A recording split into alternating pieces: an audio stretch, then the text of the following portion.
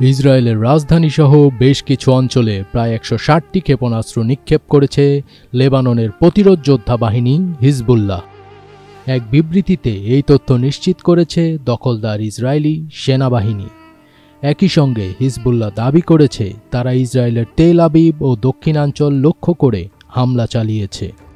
Iran সমর্থিত এই গোষ্ঠী একটি বিবৃতিতে জানিয়েছে তারা প্রথমবারের মতো আকাশপথে ড্রোনের মাধ্যমে আশদোদ নৌঘাঁটিতে হামলা চালিয়েছে, যাতে বেশ ক্ষয়ক্ষতি হয়েছে বলেও দাবি করেছে গোষ্ঠীটি।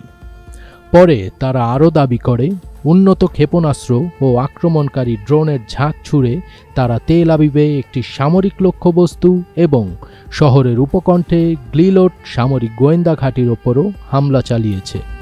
ইসরায়েলের সেনাবাহিনীর সঙ্গে এএফপি যোগাযোগ করলে তারা হামলার নির্দিষ্ট দাবি সম্পর্কে কোনো মন্তব্য করেনি।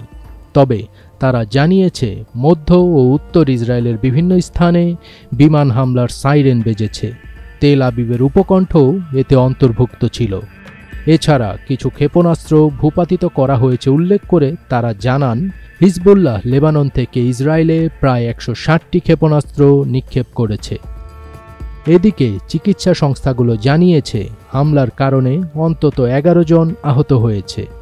তেল আবিবের কাছে পেতাহ টিকবা থেকে তোলা এএফপি ছবিতে কয়েকটি ক্ষতিগ্রস্ত ও পুড়ে যাওয়া গাড়ি এবং ক্ষেপণাস্ত্রের ধ্বংসাবশেষের আঘাতে ক্ষতিগ্রস্ত একটি বাড়ি দেখা গেছে। এএফপি আরও বলেছে গত সপ্তাহের মধ্যে বৈরুতে অন্তত ৪টি ইসরায়েলি হামলার পরপরই এই ক্ষেপণাস্ত্র হামলা হলো। বৈরুতে ওই হামলাগুলোর একটিতে হিজবুল্লাহর মুখপাত্র মোহাম্মদ আফিফ নিহত হয়েছিলেন। হিজবুল্লাহ প্রধান নাইম কাসেম বুধবার এক ভাষণে বলেছিলেন রাজধানীতে সাম্প্রতিক হামলার প্রতিক্রিয়া মধ্য তেল আবিবে প্রত্যাশা করা উচিত।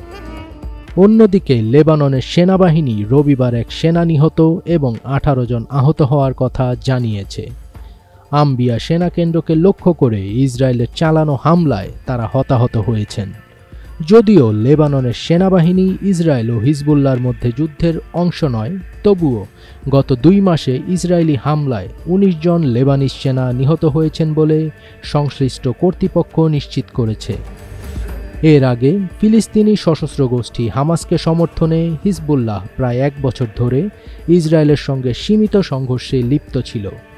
হামাস গত বছরের ৭ অক্টোবর ইসরায়েলে হামলা চালানোর পর থেকে গাজা উপত্যকা জুড়ে যুদ্ধ শুরু হয়। ফজবির তাজ, এটিএন বাংলা।